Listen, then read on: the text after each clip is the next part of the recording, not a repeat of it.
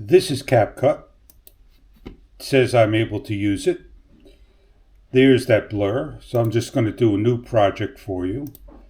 I'm going to import. I'm just going to pick this one. I'm going to bring the clip to the timeline. Bring it again to the timeline. In there should be a mute. You just simply mute the clip. What you do now is go over to the area called cutout. Go down to where it's called auto cutout. And now it's going to process right here where the mouse is at. It's going to take a couple of seconds. The longer the video clip, the longer it's going to take. So it's almost done. It's 50%. We can probably go down to this one here.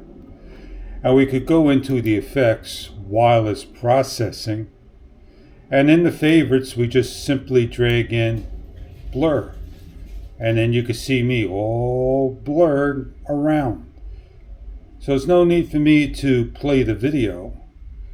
And then I could choose the amount to blur. If I really want to blur it, or if I don't want to blur it, I'm going to just basically go 100%.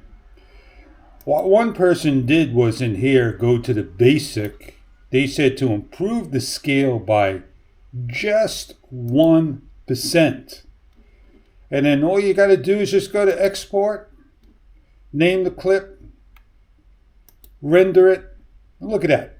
26% already rendered. We're almost finished.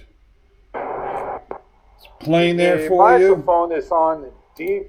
I want to go look for it. I didn't name it. This is the video.